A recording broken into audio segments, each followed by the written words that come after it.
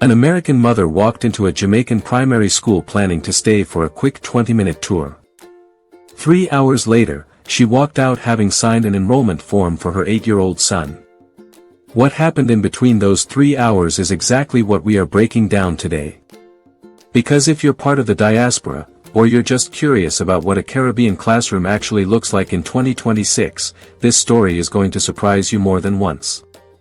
I'm calling her Denise for this video, Brooklyn-born, Jamaican parents, and she'd flown into St. Ann with her son Malik to figure out if relocating to the island full-time was actually achievable. Here is exactly what she noticed, starting with the small stuff and building to the moment that completely flipped her decision. Welcome to TRAILORA, where Jamaica meets the world. If you enjoy insightful, well-researched content that goes well beyond the headlines, you're in the right place. Let's get into it. The first thing she noticed is the gatekeeper effect. Before Denise even reached the front office, a teacher stopped Malik at the school gate. His shirt was untucked. That was it. That was the whole offense. In Jamaica, uniform checks aren't a casual policy, they happen at the gate and in the classroom, right down to sock length, hair grooming, and belt style. Denise laughed it off at first, figuring that was the peak of island strictness. She had no idea how deep the discipline ran. The second thing she noticed is the myth of free education. Inside the administration office, someone handed her a fee sheet, and this is where the mental math gets complicated for American parents. Jamaican public primary education is technically tuition-free and compulsory. But free on paper does not mean zero cost in reality. Families are fully responsible for uniforms, textbooks, daily transportation, lunches, and what is known as an auxiliary or maintenance fee. Even at public schools, these hidden costs can run a few $100 a year, while private prep schools easily command $500 to $1,500 per term. Denise stood in the office, quietly tallying up the numbers in her head. And that's when the entire building went dead silent. The third thing she noticed is morning devotion as standard curriculum. Scripture, a hymn, and a corporate prayer, all happening before a single math or reading lesson starts. A massive share of Jamaican public schools are grant-aided, meaning they are historically faith-based institutions, Anglican, Catholic, or Methodist, but funded and run under the national curriculum. Denise wasn't raised especially religious, but she admitted that watching 38-year-olds recite a prayer together, completely unprompted and in perfect unison, hit entirely differently than she expected. The fourth thing she noticed is unconditional respect for authority. That collective focus showed up again 2 minutes later when they entered the classroom. 30 students stood up instantly the second the teacher walked through the door. Nobody yelled. Nobody clapped. It is just the standard cultural reflex. Jamaica's classroom culture runs on a profound level of respect for teacher authority. It is an authority deeply rooted in the culture, which explains why national legislative debates over banning corporal punishment have taken years to fully resolve.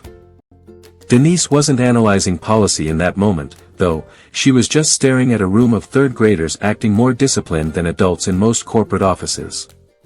The fifth thing she noticed is the holistic blueprint, HFLE.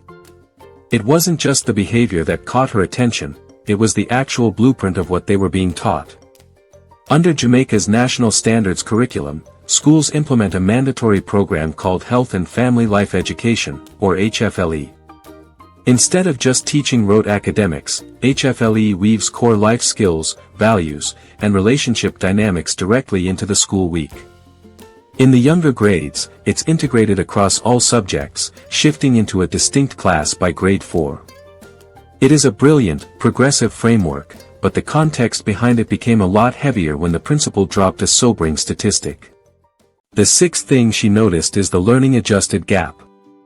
The principal didn't sugarcoat the reality.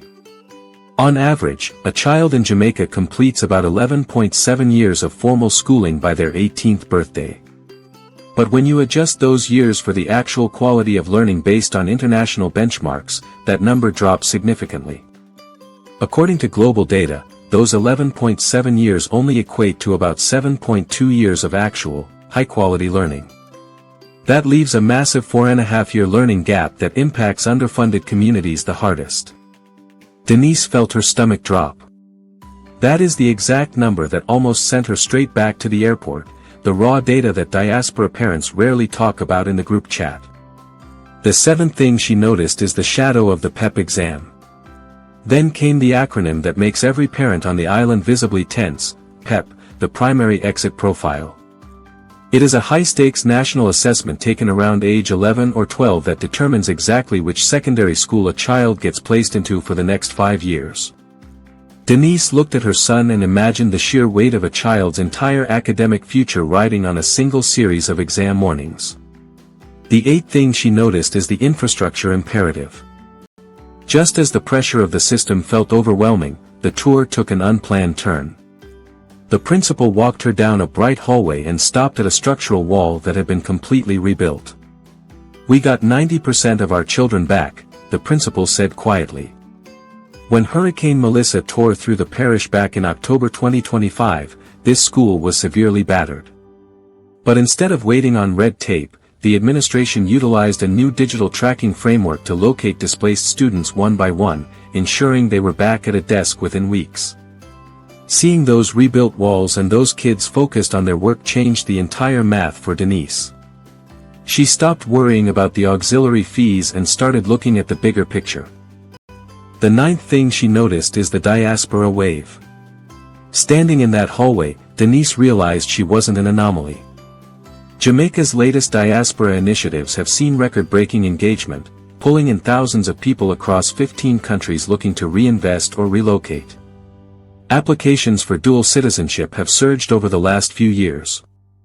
Denise wasn't having an isolated, emotional moment, she was riding a very real, measurable wave of people coming home. Denise didn't walk out of that school gate with a colorful brochure to think it over. She walked out with an enrollment form, already signed. The auxiliary fees are real. The learning gap is a genuine hurdle. The intense discipline takes serious adjustment. But so does the power of the community. There is something irreplaceable about watching your child shake hands with a classroom of kids who can live through a major hurricane and still show up to excel every single day. If you've ever thought about making the exact same move Denise did, that is the unfiltered reality, the structural challenges and the cultural triumphs wrapped into one. I've covered the full financial and cost of living side of relocating in my video on why I moved to Jamaica, alongside a head-to-head breakdown in my Jamaica versus America comparison. Go watch those next if you're serious about the transition. But before you click away, I want to know your thoughts. If you walked into that same school office and saw both sides, the hidden fees and learning gaps, balanced against the fierce resilience and deep community, would you have signed that enrollment form? Or would you have walked away? Drop your answers in the comments below. I read every single one. This has been TRAILORA. I'll see you in the next one.